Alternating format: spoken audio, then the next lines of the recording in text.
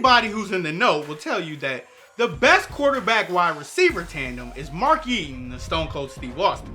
Nobody connected on more completions than those two. But seriously, we want to ask, who's the best quarterback wide receiver duo of all time? One of the first great quarterback wide receiver tandems was Norm Van Brocklin and Elroy Crazy Legs Hirsch. In their stint in Los Angeles, Hirsch finished with 7,200 yards and 53 career touchdowns on 333 passes thrown his way from the great Van Brocklin. The closest receiver to Hirsch barely had 800 yards. Van Brocklin and Hirsch guided the Rams to a 1951 championship victory and combined to reach 9 Pro Bowls together.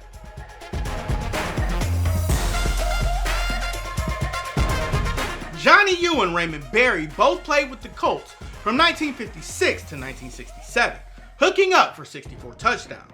In 12 seasons together, they combined for more than 600 receptions and 9,200 yards.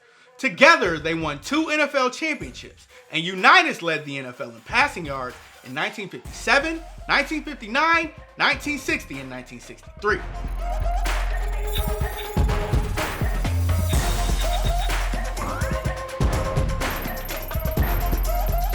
One of the greatest tandems in NFL history that you don't often hear about hails from San Diego. No, not Rivers and Gates, we're talking about John Hadl and Lance Alworth. The duo played 9 seasons together and had major individual success and team success. Alworth caught 459 passes for more than 9,500 yards and 81 touchdowns in the 9 seasons he played with Hadl.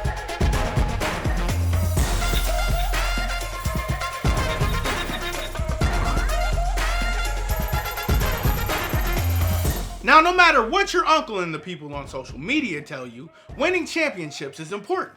Some guys win them and most guys don't. So from 1983 to 1993, there wasn't anybody on the planet who didn't think Dan Marino wouldn't win a Super Bowl. His favorite target? Mark Clayton. Marino and Clayton would combine to play in 12 Pro Bowls together, while Marino won the 1984 league MVP.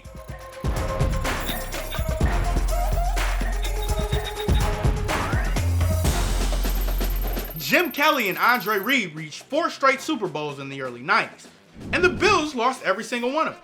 This combination played together from 1986 to 1996. During their time together, Reed scored 71 touchdowns and put up 4 1,000-yard seasons.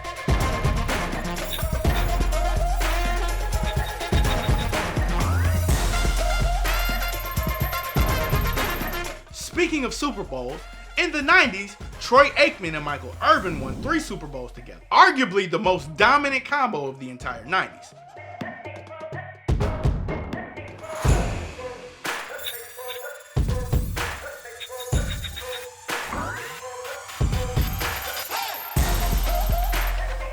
By the time Steve Young had taken over the reins for Joe Montana, Jerry Rice was already considered the greatest wide receiver of all time. The two hooked up for 700 receptions, 10,000 yards, and 85 touchdowns. In the 49ers Super Bowl year, 1995, Jerry Rice broke the single-season receiving record with a whopping 1,848 yards. Young made the Pro Bowl each and every season from 1992 to 1998 and earned first-team All-Pro honors 3 times. He finished number 1 in completion percentage 5 times, touchdown passes 4 times, and quarterback rating 6 times.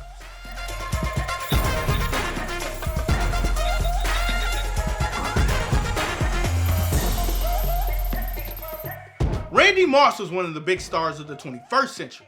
Culpepper and Moss connected on 57 touchdown passes during regular season play, but he played with his greatest quarterback for 3 seasons only.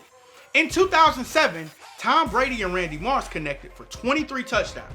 Brady won the MVP, and the Patriots were oh so close to going 19-0.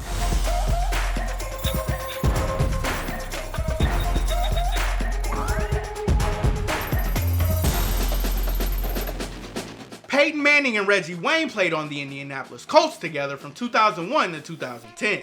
Wayne helped Manning break countless records, while number 18 also won 4 MVPs. Now here's the part where it gets tricky, because you guys know the 2 greatest tandems all boil down to Joe Montana and Jerry Rice, or Peyton Manning and Marvin Harrison. Montana to Rice. These 2 won 4 Super Bowls together and combined for 67 touchdowns. But how about 118 touchdown receptions between this combination, an NFL record that'll probably never be broken. So we asked you, which quarterback wide receiver combo do you think is the best ever?